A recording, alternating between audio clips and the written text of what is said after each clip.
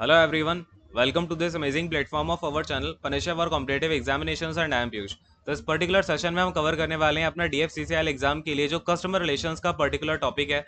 और यहाँ पे आपका 12 क्वेश्चंस का वेटेज है एग्जीक्यूटिव के लिए और जूनियर एग्जीक्यूटिव के पार्ट 2 में ही आपका पूछा जाना है ना। तो आज की क्लास में हम पढ़ने वाले हैं आरएफएम एनालिसिस के बारे में, इसका मॉडल क्या है और इसका सेगमेंटेशन कैसे हुआ सीआरएम में, कस्टमर का सेगमेंटेशन कैसे करता है आपका आरएफएम एनालिसिस एंड मॉडल। नाउ इसके लिमिट्स क्या क्या हैं और क्या चीज़ें इसमें और एक्स्ट्रा ऐड की जानी चाहिए आरएफएम के साथ हम यहाँ पे आरएफई मॉडल भी देखेंगे। ठीक है, इसकी क्या इंपॉर्टेंस है, कैसे आपके प्रीवियस ईयर पेपर्स में आ चुका है ये मैंने आपको कल दिखा दिया था। तो आई डोंट थिंक कि अब वो हमें बार बार देखना है। और जिन्होंने 1 to 7 क्लासेस पहले नहीं देखी हैं, जाकर के वो देख के आओ। आपका बेसिक जो बनेगा ना, ये जो चीज़ें हैं ये आपको तभी समझ में आने वाली हैं जब आपने पूरा का पूरा यहाँ से आप निकल के आए हो। और जो बच्चे इस प्रोसेस से निकल के आ गए हैं, मुझे बड़ा अच्छा लगा जब कई सारे बच्चों ने कल कमेंट करके बताया अब उनको सारी चीज़ समझ में आ रही हैं।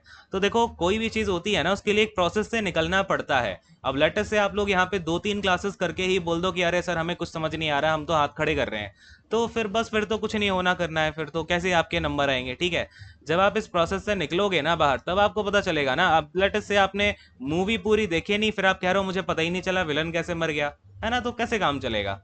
चलो खैर, आते हैं यहाँ पे और ये सब चीज़ें कंप्लीट करेंगे आज की क्लास में। और आज क्लास नंबर 8 है। ओके, चलिए शुरू करते हैं आज का सेशन।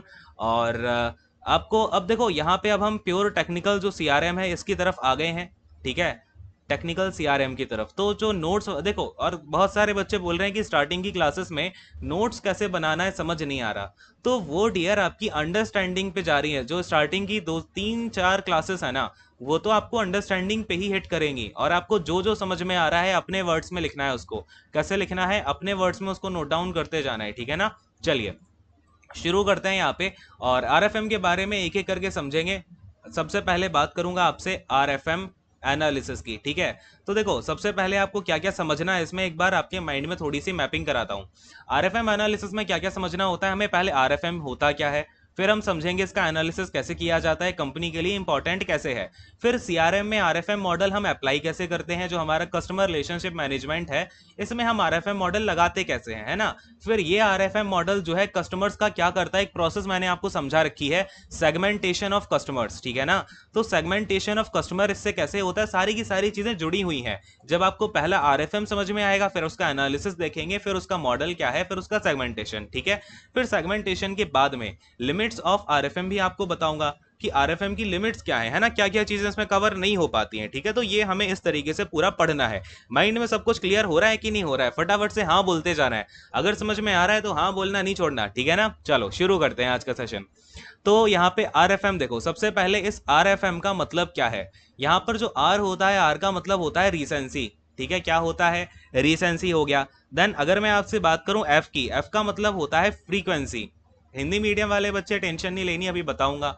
आपका एफ से हो गया फ्रीक्वेंसी, और एम से क्या हो जाएगा आपका, बोलो फटाफट से। एम से क्या होता है, किसी को पता है क्या यहाँ पे?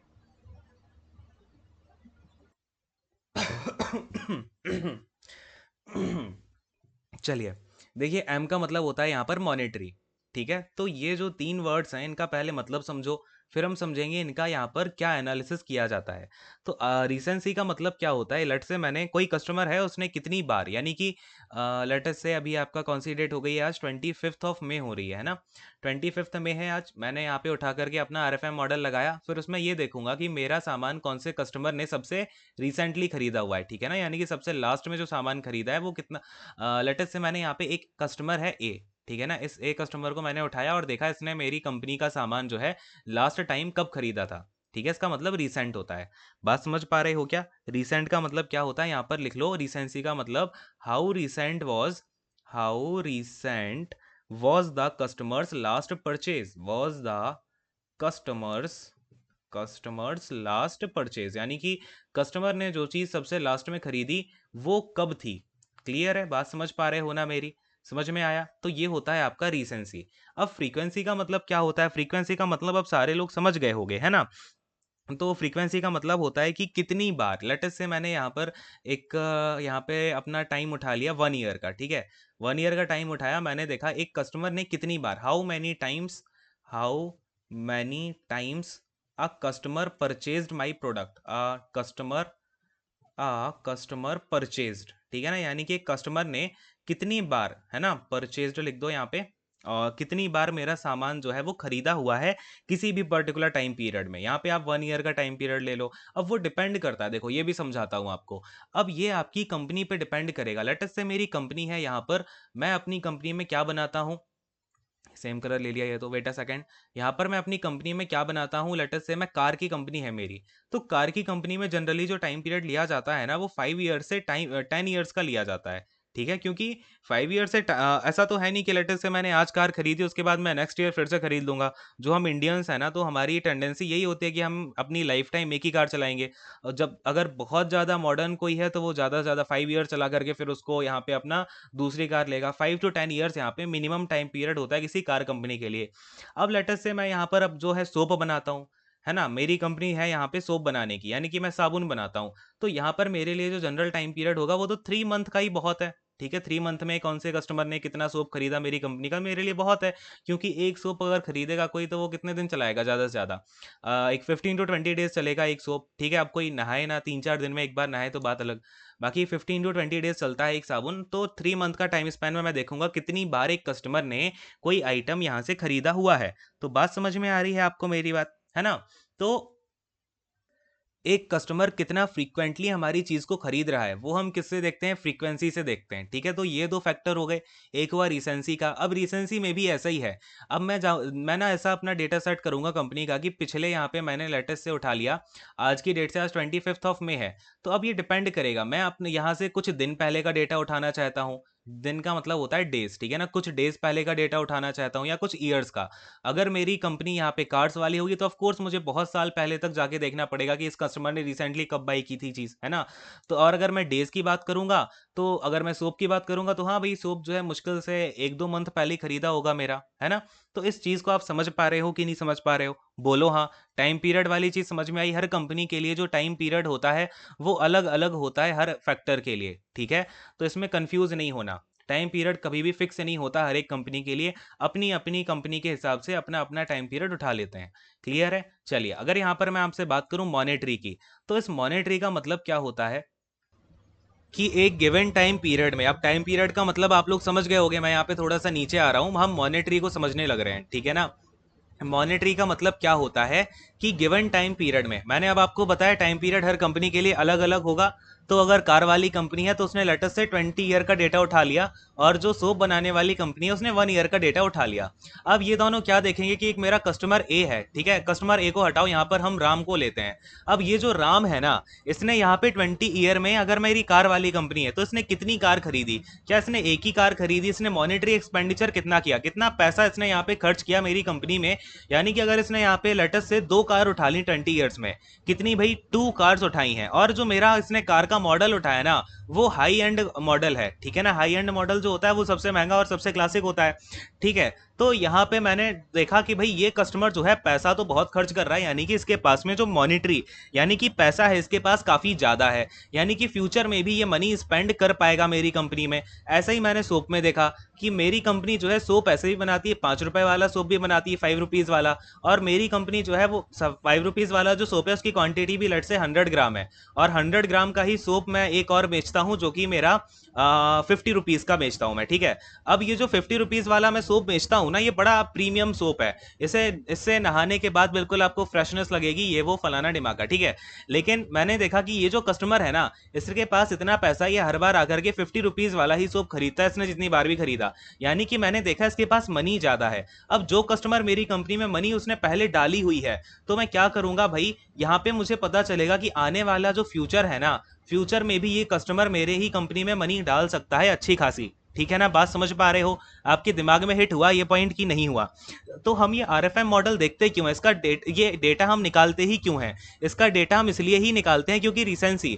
अब देखो इसका समझना दूसरा पॉइंट, रिसेंसी जब मैंने देखी कि अब लेटेस्ट से किसी पर्सन ने यहाँ पे मुझसे 2 दिन पहले ही अभी वो सोप खरीद के गया है, ठीक है, सोप की बात हो रही है, अभी वो 2 दिन पहले ही सोप खरीद के गया है, तो वो क्या तुरंत आ जाएगा क्या, है ना, वो आएगा तो वही उसका जो एवरेज टाइम है 15 डेज के बाद ही आएगा। तो मैं इससे कांटेक्ट करना मेरे लिए ठीक रहेगा? नहीं रहेगा, है ना, क्योंकि अभी तो ये 2 दिन पहले ही साबुन खरीद के लेके गया है, और लेटेस्ट से कोई कार खरीद के ले गया 1 मंथ पहले, तो क्या मुझे उससे कांटेक्ट करना ठीक रहेगा दूसरी कार के लिए कि लो भाई अब दूसरी कार खरीदो? वो नहीं खरीदेगा, मुझे पता है। तो मेरा टारगेट यहाँ पे इस तरीके से फिक्स होता है। तो यानी कि वो कस्टमर रिसेंट वाला डेटा इसका मेरे लिए इंपॉर्टेंट नहीं है। बात समझ पा रहे हो क्या? इसी तरीके से फ्रीक्वेंसी, अगर मैंने देखा इसकी फ्रीक्वेंसी ज्यादा है कि एक भाई कार इसने जो है 5 to 10 ईयर्स में ही 2 कार ले ली इसने, तो भाई इतना अमीर आदमी है ये तो, कि इसकी फ्रीक्वेंसी भी ज्यादा है, और इसने 15 to 20 डेज में सोप भी 5 ले डाले हैं, तो मेरे लिए ये बहुत इंपॉर्टेंट है भाई, इसकी फ्रीक्वेंसी तो देखो। ठीक है, और फ्रीक्वेंसी देखी तो जब इसकी फ्रीक्वेंसी अगर बहुत ज़्यादा है तो मैं देखूंगा 2 दिन पहले भी खरीदा है तो बहुत बढ़िया है, मैं इसको थोड़ा ऑफर दे ही देता हूँ, हो सकता है कि फिर से खरीद ले। तो ये सारे के तीनों जो फैक्टर है ना, एक दूसरे को असिस्ट करते हैं। यानी कि यहाँ से आपका फ्रीक्वेंसी से रिसेंसी डिसाइड होगा, रिसेंसी से फ्रीक्वेंसी डिसाइड होगा। बात मेरी समझ पा रहे हो? इन तीनों को साथ में हमने इसलिए रखा हुआ है। और फिर अगर कोई फ्रीक्वेंटली चीज खरीद रहा है, बार बार चीज खरीद रहा है, यानी कि उसके पास में पैसा भी तगड़ा होगा, यानी कि मॉनेटरी वैल्यू उसकी अच्छी है। अरे बात समझ में आई क्या? पूरा मॉडल समझ में आया? यही होता है आपका जो मैंने समझाया है आरएफएम एनालिसिस। ठीक है, कोई नाम बहुत बड़ा लगता है देखने में, लेकिन यही होता है आपका क्या, तो आरएफएम एनालिसिस इसी चीज को बोला जाता है। अब समझते हैं, यहां पर आपके माइंड में पूरा घुस गया कि आरएफएम में आर क्या है, एफ क्या है, एम क्या है, इसका एनालिसिस भी आपके माइंड में समझ में आ गया होगा। अरे बोलो हाँ, अगर समझ में आ गया है तो, शर्माना क्यों है? हाँ। अच्छा, यहाँ पर ना एक बहुत ही प्यारी लाइन है, आपको एक, कभी भी आप बिजनेस कर रहे हो ना, तो ये लाइन हमेशा ध्यान में रखना। क्या लाइन है कि 80% of your business comes from 20% customers, comes from 20% customers. तो बात मेरी समझ रहे हो? ये इस लाइन का मतलब क्या है? बहुत ही डीप लाइन है, और ये पूरा का पूरा जो आरएफएम मॉडल है ना, इसी लाइन पर बेस है। अब मैंने आपको जो भी ज्ञान दिया है, क्या आप इस चीज को डिकोड कर पा रहे हो? क्या लिखा है कि 80% ऑफ योर बिजनेस, यानी कि हमारे बिजनेस का जो 80% होता है ना, वो किन कस्टमर से आता है? 20% कस्टमर से आता है। कैसे आता है? यहां पर मैंने आपको दिखाया आरएफएम मॉडल। तो यहां पर लेटेस्ट से जो आपके कस्टमर है, जो कस्टमर बार बार खरीदता है ना चीज, जिसकी फ्रीक्वेंसी ज्यादा होगी, जिसकी रिसेंसी थोड़ी सी, मतलब रिसेंसी तो फ्रीक्वेंसी पर डिपेंड करती है, ठीक है, फिर जिसकी मॉनेटरी वैल्यू ज्यादा होगी, तो वही तो मेरी कंपनी को ज्यादा पैसा देगा, वहीं से तो मुझे ज्यादा से ज्यादा बिजनेस आएगा, जिसकी फ्रीक्वेंसी ज्यादा है, मॉनेटरी वैल्यू ज्यादा है। अब लेटेस्ट से कोई मेरा कस्टमर तो बहुत बढ़िया है, लेकिन वो एक साबुन लेने आता है, 1 सोप लेने आता है वो 1 ईयर में, तो भाई उससे मेरा बिजनेस नहीं आ रहा। ठीक है ना, वो भले मेरा परमानेंट बना रहे, लेकिन 1 ईयर में सोप का बिजनेस कोई बिजनेस है क्या? हाँ, नहीं है। जहां मेरे यहाँ पे कम से कम 15 सोप बिक जाने चाहिए थे, 15 to 20 कम से कम एक साल में एक पर्सन के लिए, वो बस एक सोप लेके जा रहा है। तो ये मेरे लिए इतना नहीं है। तो 20% वो कस्टमर जो कि यहाँ पे कम से कम 1 मंथ में यहाँ पे मुझसे 5 सोप लेके जा रहा है, तो मेरा बिजनेस कहाँ से आ रहा है? इस पर्सन से आ रहा है जो कि 1 मंथ में 5 सोप लेके गया है। तो इस बात को आप समझ पा रहे हो क्या? बिजनेस में ना समझना ज्यादा होता है चीजों को। क्लियर हो रही है क्या बात? चलिए, अब आते हैं यहाँ पर, हम आरएफएम मॉडल की बात करेंगे। आरएफएम एनालिसिस आप लोग समझ गए। अब यहाँ पे समझते हैं कि आरएफएम मॉडल का हमने यूज कैसे किया है ना, किसमें भाई? सीआरएम में। आरएफएम मॉडल इन सीआरएम। अरे बोलो हाँ, यहाँ तक सब कुछ क्लैरिफाइड? माइंड में बिल्कुल चकाचक है ना सब कुछ? चलो, अब देखो आरएफएम मॉडल का हम यूज कैसे करते हैं। यहाँ पर आपके जितने भी ये फैक्टर हैं, आर फैक्टर हो गया, एफ फैक्टर हो गया, एम फैक्टर हो गया, तो इन तीनों को अब इनका मैं बार बार फुल फॉर्म नहीं लिख रहा हूँ। आई होप कि आपको सब कुछ अभी तक समझ में आ गया होगा, है ना। रिसेंसी होता है आर का मतलब, एफ से फ्रीक्वेंसी और एम से मॉनिटरी। तो देखो यहाँ पर हर आपका जितने भी ये तीनों यहाँ पे लिखे हुए हैं ना, ये आपके आरएफएम, हर फैक्टर के लिए यहाँ पे कस्टमर को पॉइंट दिए जाते हैं। क्या करते हैं हम लोग? पॉइंट दे देते हैं। जैसे लेटेस्ट से मैंने बोल दिया कि टोटल आरएफएम के तीनों फैक्टर मिलाकर के टोटल 15 पॉइंट का ये पॉइंट का गेम है, और यहाँ पे एक कस्टमर को मैं आर के लिए 5 की वैल्यू दूंगा, एफ के लिए 5 की वैल्यू दूंगा, और एम के लिए 5 की रेटिंग दूंगा, यानी कि 1 to 5 के बीच में यहाँ, 1 to 5 के बीच में यहाँ, 1 to 5 के बीच में यहाँ। मैंने देखा फ्रीक्वेंसी किसी कस्टमर की बहुत ज्यादा है, तो लेटेस्ट से मैंने उसे 4 की यहाँ पे मार्किंग दे दी, 4 का यहाँ पे रेटिंग दे दी। फिर अगर उसकी मॉनिटरी वैल्यू बहुत अच्छी है तो अगेन मैंने उसे 4 की रेटिंग दे दी। लेकिन उसकी जो रिसेंसी है वो काफी अभी रिसेंट की है, यानी कि वो बस 2 दिन पहले ही मुझसे सामान लेके गया है, तो मैंने उसको आर की रेटिंग दे दी, चलो 3 डेज की, यानी कि 3 रेटिंग दे दी। तो यहाँ पर मेरा ये ओवरऑल कितने नंबर निकल के आ गया बताओ भाई? ये ओवरऑल निकल के आ गया 11, यानी कि टोटल 15 में से 11 पॉइंट मिले हैं। तो इस तरीके से इसका फिर क्या निकाला जाता है? एवरेज निकाला जाता है। फिर जिस कस्टमर का इन तीनों फैक्टर का एवरेज निकाल करके जिसका सबसे ज्यादा होता है, उसको हम यहाँ पे अपना मार्केटिंग स्ट्रेटेजी वाली टीम को दे देते हैं, उसका डेटा मार्केटिंग टीम को दे देते हैं। फिर मार्केटिंग टीम क्या करती है, अरे बोलो फटाफट से, कल समझाया था ना, मार्केटिंग टीम कांटेक्ट करेगी इनको, ऑफर वगैरह बताएगी, है ना। फिर मार्केटिंग टीम नहीं, सॉरी, जो अपनी सेल्स टीम है, कौन सी टीम को दे देते हैं, सेल्स टीम को। तो सेल्स टीम क्या करेगी, ऑफर बताएगी और फिर उनको यहाँ पे फिर से खींच के लाएगी हमारी कंपनी का जो बिजनेस है उसको बढ़ाने के लिए। अरे बोलो हाँ, बात समझ में आई क्या। फिर हम वही कोशिश करते हैं कि इन्हीं कस्टमर से अगर मेरी सेल भी हो रही है तो फिर मैं इनको क्या करूंगा, रिटेन करके रखूंगा। तो फिर वो जो आपका मैंने कल क्या कल से पहले बताया था ना, रिटेंशन रेट के बारे में और ये सब बातें, तो फिर आपका आगे इस तरीके से कहानी चलती जाती है। तो बात समझ में आई सीआरएम में हम कैसे आरएफएम मॉडल का यूज करते हैं। अच्छा, अब ये तो हो गया, चलो ठीक है, पॉइंट्स वगैरह दिए, लेकिन इसका ना एक टेक्निकल टर्म यूज करते हैं। इसको क्या बोला जाता है, ये जो आप पॉइंट वगैरह दे रहे हो किसी भी कस्टमर को, जो स्कोर दिया जाता है आरएफएम मॉडल में, उसको क्या बोलते हैं, आरएफएम सेल बोलते हैं, ठीक है ना। आर एफ एम सेल बोला जाता है। इसकी मैं डेफिनेशन लिखा देता हूं, अलग से पूछा जा सकता है आपसे कि what is R F M cell, तो लिखो भाई इसकी definition, R F M cell. समझ तो आप लोग गए हो, तो एक बार इसको आप यहाँ पे लिख भी लो। क्या, वेट अ सेकेंड, देखो, collection of the collection of three values of a customer, of a यहाँ पे, या फिर ऑफ ईच कस्टमर, ठीक है ना, हर एक कस्टमर का, of each customer is called a R F M cell, is called a R F M cell, called R F M cell, ठीक है। तो डेफिनेशन बस, ज़्यादा इतनी भारी डेफिनेशन भी नहीं है। हर एक कस्टमर का हम जो ये 3 वैल्यू निकालते हैं ना आर एफ एम वाली, 3 वैल्यूज कौन कौन सी भाई, एक तो आपका रिसेंसी, फ्रीक्वेंसी और फिर आपका मॉनेटरी। अरे बात क्लियर हो रही है क्या, फटाफट से बोलो हाँ। ठीक है, अब क्या करते हैं ऑर्गेनाइजेशंस इनकी, अब देखो यहाँ पे अगर मेरा अलग अलग कंपनी पे फिर डिपेंड करता है। कुछ कुछ कंपनीज जो है इनका एवरेज निकाल करके अपना कस्टमर का डेटा जो है निकाल के वहाँ पे अपना सेल्स टीम को देती हैं। कुछ कुछ कंपनी होती हैं जिनके लिए यहाँ पे फ्रीक्वेंसी वाला, लेटर से एक कंपनी है उसको फ्रीक्वेंसी से कोई मतलब नहीं है, तो वो क्या करेंगे, यहाँ पे आर वाला डेटा अलग देखेंगे, एफ वाला डेटा अलग देखेंगे, एम वाला डेटा अलग देखेंगे।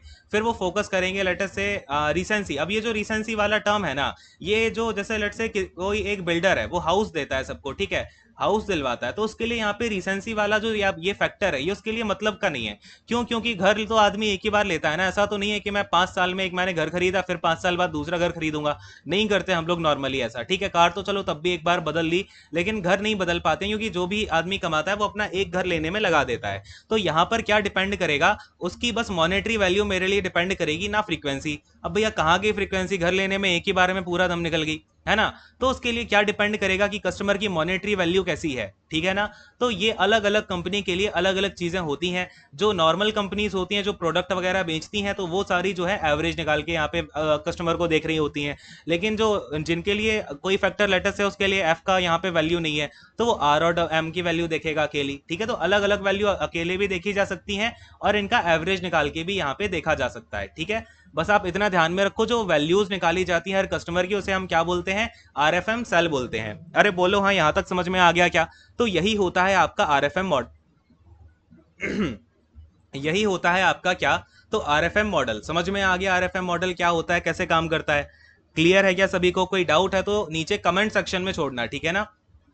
तो आओ, अब यहाँ पर आप समझ गए हो सारी की सारी बातें भाई, इसका एनालिसिस क्या चीज़ होती है, मॉडल कैसा क्या होता है। अब मैं आपको लेके चलता हूँ आरएफएम की। आरएफएम, देखो RFM in terms of customer segmentation, in terms of customer segmentation, ठीक है, कस्टमर सेगमेंटेशन, ये समझते हैं। अब इसका ना क्वेश्चन आपका बाहर जा ही नहीं सकता, रो पीट के एग्जामिनर कहीं से भी दे दे। अब देखो कस्टमर सेगमेंटेशन कैसे किया जाता है आरएफएम को उठा करके। अब ये आपने देख लिया भाई, सबको हर फैक्टर, यहाँ पे मैंने क्या बताया, हर किसी को यहाँ पे कितना स्कोर दिया जाता है, 5 5 5 का स्कोर दिया जाता है, ठीक है। अब सेगमेंटेशन आप लोगों को अभी तक पता चल गया होगा जिन्होंने स्टार्टिंग से क्लासेस देखी हैं, कि हम क्या करते हैं, हर कस्टमर को डिवाइड कर लेते हैं कि भाई ये मेरे लिए इंपॉर्टेंट ज़्यादा है, ये थोड़ा कम इंपॉर्टेंट, ये और कम, है ना। अलग अलग अपना कस्टमर का सेगमेंटेशन कर लेते हैं। अब आरएफएम के बेसिस पे कैसे होता है बताता हूँ। यहाँ पर आप 3 वर्ड ध्यान में रखना, एक होता है वेल, ठीक है, ये मोस्ट कॉमनली यूज किया जाता है। एक होता है वेल्स, एक होते हैं न्यू कस्टमर्स, न्यू कस्टमर्स। फिर आपका एक वर्ड यूज किया जाता है लैप्स्ड कस्टमर, ठीक है ना, क्या बोलते हैं, लैप्स्ड कस्टमर्स। समझते हैं अब इस चीज को, जरा ध्यान से समझना, बिल्कुल माइंड आपका यहाँ पे होना चाहिए, थोड़ा भी इधर उधर गया तो काम नहीं चलेगा। देखो अब यहाँ पर ये वेल का मतलब क्या है, वेल वो कस्टमर होते हैं, ये ना, ये तीनों क्या है, टाइप्स ऑफ कस्टमर हैं, types of customer, types of customer according to RFM, ठीक है ना, अकॉर्डिंग टू RFM मॉडल। तो RFM मॉडल के थ्रू जो है आपका 3 टाइप के कस्टमर में डिवाइडेड है। वेल्स, वेल्स का मतलब क्या होता है, वो कस्टमर जिनका तीनों पॉइंट में स्कोर 5 5 5 है, समझ रहे हो, जिसकी रिसेंसी में भी 5 स्कोर मिला हुआ है, फ्रीक्वेंसी में भी 5 स्कोर है, और आपका यहाँ पर मॉनेटरी वैल्यू भी 5 है। तो इन्हें वेल क्यों बोला जाता है, यानी कि ये हमारे लिए सबसे बड़ी मछली होते हैं, इनको टारगेट सबसे ज़्यादा किया जाता है, ठीक है। ये जो कस्टमर होते हैं ना वेल्स वाले, इनके लिए स्पेशल प्रमोशन किए जाते हैं। क्या किए जाते हैं, स्पेशल प्रमोशंस किए जाते हैं कंपनी के द्वारा, क्योंकि अब ये सामान लगातार लेते जा रहे, फ्रीक्वेंसी बहुत ज़्यादा, इनके पास पैसा भी बहुत ज़्यादा, ठीक है। तो ये होता है ताकि ये क्या हो, एक्टिव रहें हमेशा, ठीक है। यहाँ पर कंपनी जो टॉप प्रायोरिटी देती है ना, वो वेल्स को देती है। मैंने ये टर्म मैं ये चीज़ आपको पहले एक बार बता चुका हूँ माइंड में स्टार्टिंग में, लेकिन तब मैंने ये टेक्निकल टर्म नहीं दिया था, तब दे देता ना तो आपको समझ ही नहीं आता यार वेल्स क्या, बीच में क्यों डाल दिया वेल्स, ठीक है। तो अब समझ आया, इनको हमें एक्टिव करने के लिए क्या करना पड़ता है, स्पेशल प्रमोशन हो गए, स्पेशल ऑफर दूंगा मैं, मतलब इनको नाराज नहीं कर सकता मैं, ठीक है, ये चीज़ हो गई।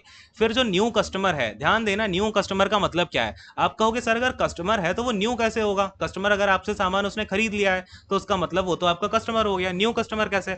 तो देखो, न्यू कस्टमर जो बोला जाता है ना RFM मॉडल के अकॉर्डिंग, उसका मतलब है कि इनकी जो रिसेंसी है, ध्यान देना, हाई रिसेंसी, रिसेंसी का मतलब क्या होता है समझा चुका हूं ऊपर, ठीक है। हाई रिसेंसी होनी चाहिए इनके पास में, और लो फ्रीक्वेंसी होती है इनकी, क्या होती है, लो फ्रीक्वेंसी होती है। समझ में आ रही है क्या बात। लेटेस्ट से मैंने क्या बोला कि एक कस्टमर है, इसकी जो रिसेंसी है वो आपकी 5 है, ठीक है, और फ्रीक्वेंसी क्या है, फ्रीक्वेंसी इसकी बस एक बार, इसने सामान एक ही बार खरीदा तो मैंने इसको 1 पॉइंट दे दिया, या फिर यहाँ पर मैं 1 की जगह 0 नहीं दिया जाता, ठीक है, जब कस्टमर आया है तभी तो फ्रीक्वेंसी बनेगी उसकी। तो फ्रीक्वेंसी इसकी 1 हो गई। और फिर जो इसकी मॉनेटरी वैल्यू है, मॉनेटरी वैल्यू अभी हमें नहीं पता, तो लेटेस्ट से यहाँ पे हम इसकी जगह एक्स डाल देते हैं, ठीक है। हमें नहीं पता भाई मॉनेटरी वैल्यू क्या है इसकी, क्योंकि अभी नया नया तो कस्टमर जुड़ा है, ठीक है। चलो, अब ये हाई रिसेंसी का मतलब क्या होता है, हाई रिसेंसी का मतलब है उसने अभी, लेटेस्ट से आज 25 है ना, 25 मई है, तो उसने बस अभी कल ही, ठीक है, लेटेस्ट से उसने कल कल बोल दो या फिर 23 मई को बोल दो, उसने 23 मई को या फिर 24 मई को जो है मेरे से प्रोडक्ट खरीदा हुआ है। फिर मैंने देखा अच्छा भाई इन्होंने अभी प्रोडक्ट खरीदा, ओके, फिर मैंने देखा फ्रीक्वेंसी क्या है, तो मैंने देखा फ्रीक्वेंसी तो बहुत लो है यार, पहली बार इसने हमसे सामान खरीदा, तो हमारे लिए ये कैसा हो गया भाई, न्यू कस्टमर हो गया, कैसा हो गया, न्यू कस्टमर हो गया है। तो यानी कि इसका मतलब क्या हुआ, ये मेरे कस्टमर तो बन गए, लेकिन अब मुझे क्या कराना है ना, अब मैं इनको रिपीट कस्टमर बनाऊंगा अपना, क्या बनाऊंगा मैं अपना, इनको रिपीट कस्टमर बनाने की कोशिश करूंगा। तो इसके लिए मैं उन्हें उस हिसाब से ऑफर दूंगा, इनके लिए ना अलग से एक टीम बैठाई जाती है कि ये न्यू कस्टमर्स हैं, इनको अब आपको ऐसा करना है कि बार बार ये हमारे पास ही आए, एक बार चीज़ को यूज़ करें और फिर हम इसे इन्हें जो है ऐसे ऑफर दें या फिर क्वालिटी बढ़िया दें, सर्विस बढ़िया दें, जिससे कि अगर इन्हें अगली बार आना हो तब भी हमारे पास में आए। बात आप मेरी समझ गए हो क्या। तो जो रिटेंशन रेट है वो हमें किससे आएगा, बताओ जरा फटाफट से बताओ। जो रिटेंशन रेट है, चलो एक आपसे ये क्वेश्चन पूछ लेता हूँ, आंसर मैं इसका कल दूंगा। जो रिटेंशन रेट है वो किस पे डिपेंड करेगा, वेल पे डिपेंड करेगा या फिर न्यू कस्टमर पे डिपेंड करेगा, बताओ चलो, ठीक है। अब आते हैं अपना थर्ड वाला, जो लैप्स्ड कस्टमर है, ये क्या होता है। देखो, लैप्स्ड कस्टमर, जो लैप्स्ड कस्टमर होता है भाई, ये क्या चीज़ है। तो देखो, जैसा मैंने आपको बताया, न्यू कस्टमर में जो रिसेंसी है वो ज़्यादा, फ्रीक्वेंसी कम, लेकिन इसमें क्या होता है आपका लैप्स्ड कस्टमर में लो रिसेंसी, क्या है भाई, लो रिसेंसी है बट हाई मॉनेटरी है, ठीक है। क्या है, कैसा है ये, इसके पास पैसा तो भाई भरा पड़ा है, लेकिन इसकी जो रिसेंसी है ना वो काफ़ी पुरानी है, और फ्रीक्वेंसी इसकी कुछ भी हो सकती है, फ्रीक्वेंसी जो है इसकी कुछ भी हो सकती है। और लेटेस्ट से मान लो इसकी फ्रीक्वेंसी है, पहले इसकी 3 फ्रीक्वेंसी रही है, ठीक है, 3 रही है या फिर 4 रही है, जो भी है। तो अब बताओ जरा मुझे, एक कस्टमर है मेरा, ध्यान से समझना आप, आप ना इसको ऐसे समझो, आपकी ही कंपनी है और आपका कोई कस्टमर है, उसने बहुत पहले, लो रिसेंसी का मतलब क्या हुआ, उसने बहुत पहले, अगर मैं 25 में 2021 का रिकॉर्ड देख रहा हूँ तो मैंने देखा बहुत पीछे जाकर के इसने कहीं 25 दिसंबर 2019 में सामान खरीदा था, और इससे पहले इसकी फ्रीक्वेंसी तो बढ़िया रही, और इसके पास में पैसा भी बढ़िया है, क्योंकि इसने कई बार सामान खरीदा हुआ है, अच्छी अच्छी क्वालिटी का सामान खरीदा मुझसे, तो पैसा तो बढ़िया है। लेकिन भाई ऐसा क्या हो गया कि भाई 1.5 साल से इसने हमसे सामान ही नहीं खरीदा, है ना, ऐसी क्या गलती हो गई हमसे कि 1 to 2 ईयर होने वाला है, हमसे कुछ सामान ही नहीं खरीद रहा है बंदा, ठीक है। तो हम क्या करेंगे इसके लिए, फिर ऐसा कुछ बैठाएंगे कि हमसे इसकी क्या बनी, रिसेंसी इसकी हाई हो जाए, ठीक है। ऐसी टीम बैठाई जाती है इन कस्टमर्स के लिए, जिससे कि ये अब जल्दी जल्दी सामान खरीदने लग जाए, क्योंकि ऐसा हो सकता है ना कि ये बीच में हमसे हट गए हों और दूसरी कंपनी से इन्होंने सामान लेना स्टार्ट कर दिया हो, तो क्या प्रॉब्लम होती है, क्या चीज़ है। तो यहाँ पर हम क्या करते हैं, कस्टमर को रीएक्टिवेट करने का टारगेट करते हैं।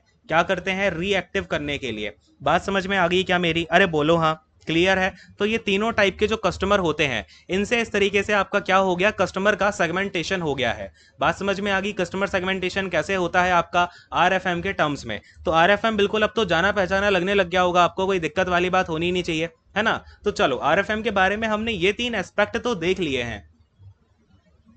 तो ये यहाँ पे आपका जो आरएफएम एनालिसिस है, ये परफॉर्म कैसे किया जाएगा, यानी कि अब ये चलो ठीक है, आपका ये सब हो गया, एनालिसिस ऐसे किया जाता है, हम यहाँ पे इसका मॉडल ऐसे बनाएंगे, कस्टमर का सेगमेंटेशन ऐसे करेंगे, लेकिन इसको परफॉर्म कैसे करेंगे भाई, इसको निकालेंगे कैसे कस्टमर का डेटा। तो ये निकाला जाता है अलग अलग सॉफ्टवेयर से, ठीक है ना। जो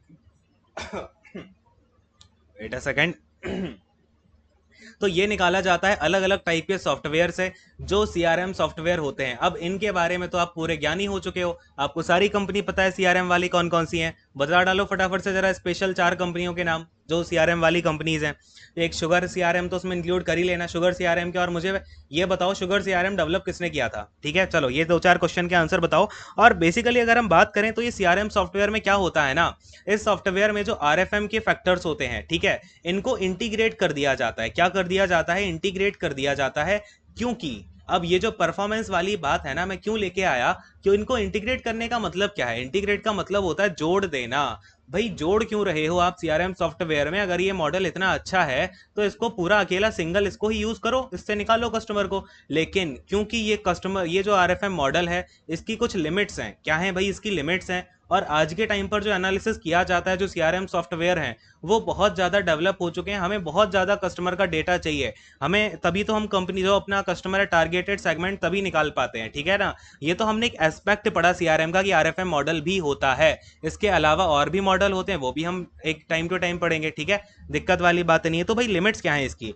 तो डियर, इसकी लिमिट्स क्या क्या होती हैं कि ये जो है आपका कस्टमर की जोग्राफिकल लोकेशन को यहाँ पे नहीं बता पाता है, ठीक है। एक तो जो जोग्राफिकल लोकेशन होती है, कस्टमर की एज को नहीं बता पाता है, कस्टमर के सेक्स को नहीं बता पाता है कि भाई कौन से सेक्स से वो एसोसिएटेड है, अगर आपसे पूछा जाए, या फिर उसका जो है ग्रुप कौन से ग्रुप से आता है, ये सब चीज़ें इसमें नहीं पता लगती हैं। जबकि आज के टाइम का जो सीआरएम है ना, वो इतना ज़्यादा डेवलप है कि वहाँ पर आपकी जोग्राफिकल लोकेशन हुई, एज हुआ, सेक्स हुआ, ग्रुप हुआ, ये सब कुछ यहाँ पे डेटा निकाला जाता है, ठीक है। अब जैसे जो सीआरएम कंपनीज है, या तो आपका कोई कंपनी आएगी उनसे सॉफ्टवेयर ले लेगी और कस्टमर का डेटा ले लेगी कि भाई ये डेटा चाहिए हमें, अपना प्रोवाइड करवा दो, फिर उसके थ्रू हम अगर यहाँ पे जो भी उसका आरएफएम फैक्टर होगा वो निकाल लेंगे, ठीक है।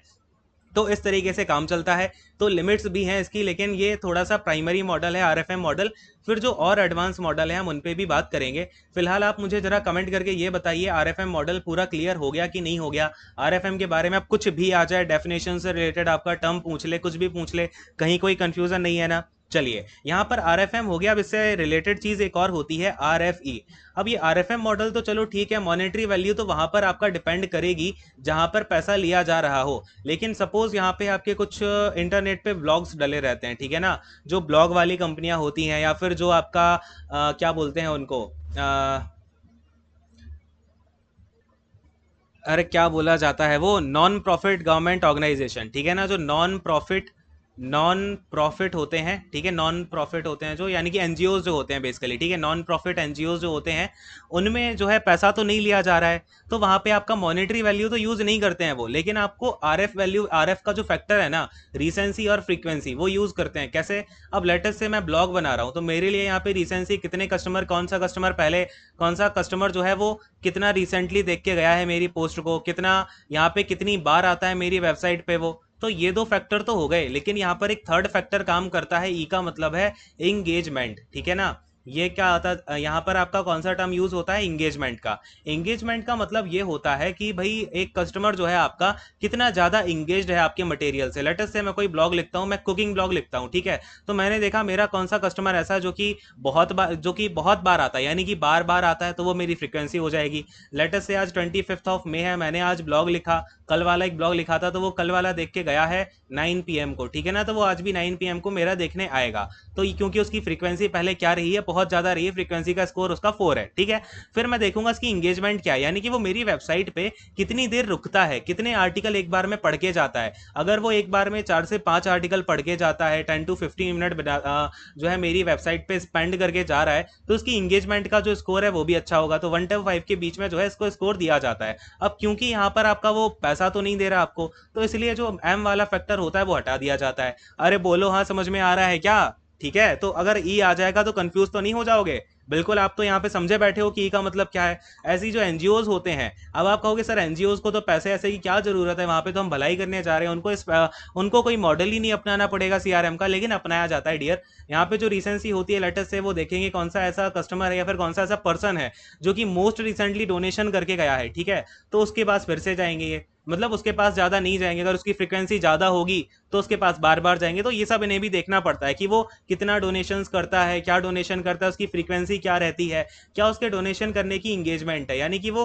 कितना डोनेशन करता है। लेटेस्ट से अगर वो 1 रुपये ही डोनेट करता है तो मेरे लिए, मेरी एनजीओ के लिए इतना इंपॉर्टेंट नहीं है। और ये ठीक भी है कि मेरी एनजीओ चली नहीं पाएगी उसके 1 रुपये से, तो ठीक है ना, चलाना भी तो है। अगर काम करना है एनजीओ को तो उसको चलाने के लिए कुछ तो बैकिंग चाहिए ना, तो एंगेजमेंट भी उसकी अच्छी होनी चाहिए। कम से कम वो 500 से 1000 रुपए तो दे काम के लिए, है ना। अगर 1 1 रुपए लेने के लिए हम उस पर ही फोकस करेंगे, बार बार उसके पास 1 रुपए लेने जाएंगे, तो हमारी तो मैन पावर वेस्ट हो जाएगी इतनी कि भाई जितना पैसा नहीं मिला उतना मैन पावर वेस्ट हो गई, है ना। तो फिर ऐसे कैसे चलेगा एनजीओ? तो ये चीज़ है, ये फैक्टर इसलिए इंपॉर्टेंट होते हैं आपके। समझ में आया क्या? तो ये है आपका R F E model, R F M model. Basically सब कुछ इसमें सेम होता है, बस एम की जगह ई आ जाता है। तो पैसे की जगह यहाँ पे लोगों की क्या देखी जाती है, एंगेजमेंट देखी जाती है। अब आप कहोगे सर एनजीओ में तो दे तो पैसे ही रहे हैं, लेकिन जो एनजीओ में पैसा आ रहा है ना वो कंपनी के पास नहीं जा रहा, वो तो पूरा उसकी प्रोसेस में ही खर्च हो जा रहा है, ठीक है ना। तो जब कंपनी प्रॉफिट कमाती है तब जाकर के वो मॉनेटरी के केस में जाता है, ठीक है। ये कंफ्यूजन भी क्लियर? सब कुछ क्लियर है तो फटाफट से हाँ बोलते जाओ, ठीक है ना। तो ये हो गया आपका आरएफएम मॉडल। आई होप कि आपको समझ आ गया होगा पूरा का पूरा। आप देखो, कोई भी चीज मैं पढ़ाता हूँ ना तो मेरा मेन मोटो ये होता है कि आपके दिमाग में मैं वो डाल दूं, ठीक है। वो कभी आपके फिर चाहे कुछ कैसे भी घुमा के क्वेश्चन पूछा जाए, कभी भी आपको उसमें दिक्कत में नहीं आना है, ठीक है ना। जो लोग पढ़ रहे हैं स्टार्टिंग से वो अब समझ भी गए होंगे मेरे पढ़ाने का जो पैटर्न है, ठीक है। तो ये सारी की सारी चीजें हैं। और इसके बाद हम क्या करेंगे, अभी जो आपके और भी एक्रोनिम्स बचे हुए हैं ना, वो आगे हम कवर करते रहेंगे। तो जो चीजें मैं जितनी बता रहा हूँ ना, जैसे एक सीढ़ी होती है ना, सीढ़ी वाला कॉन्सेप्ट, तो मैं इसी पे हमेशा पढ़ाता हूँ कि जब आप पहली सीढ़ी चढ़ोगे ना तब दूसरी चढ़ोगे फिर तीसरी चढ़ोगे। ऐसा तो नहीं होता कि पहली चढ़ी फिर आप सीधी चौथी सीढ़ी चढ़ गए, गिरोगे सीधा नीचे, है ना। तो इसी तरीके से मेरे लेक्चर डिजाइन करता हूं मैं कि जब पहला करोगे, दूसरा करोगे, तीसरा, चौथा, पांचवा, छठवां, अपने आप आपके माइंड में क्लैरिटी होती जाएगी, ठीक है ना। बात मेरी समझ में आ रही है क्या? चलिए खैर, तो फटाफट से हाँ बोल दो। और हमेशा ध्यान में रखो कि मेहनत का क्या नहीं होता भाई, मेहनत का कोई सब्स्टिट्यूट नहीं है, मेहनत तो यार करनी पड़ेगी, ठीक है ना। मैं अपनी तरफ से ना जितनी मेहनत इसमें डाल रहा हूँ आपको समझाने में, क्योंकि ये बड़ा इजी होता है यार, कि इसकी ना बहुत सारी बुक्स अवेलेबल हैं, बहुत पीडीएफ अवेलेबल हैं सीआरएम की, ठीक है ना। कॉलेज बुक्स हैं बहुत सारी, उनको सीधा कॉपी पेस्ट मारो, उनकी लाइन पढ़ दो, मैं आपको आके बता देता, एक एक लाइन पढ़ के समझा दूंगा, क्या फर्क पड़ रहा है उसमें। लेकिन जब इतना एफर्ट लगा रहा हूँ सो दैट आप समझ पाओ, मुझे पता है यहाँ पे 80 तो क्या ही है, 90% बच्चे ऐसे जिन्हें हवा भी नहीं थी यहाँ पे कुछ दिनों पहले तक सीआरएम होता क्या है, ठीक है। तो उसे समझाना है, जब मैं कोई चीज़ कराता हूँ तो उसे थोड़ा सा रिस्पॉन्सिबिलिटी से ही कराता हूँ। अब ये अच्छी आदत समझ लो, बुरी आदत समझ लो, जो भी है, ठीक है। तो अब इस सेशन को यहीं पर एंड करेंगे।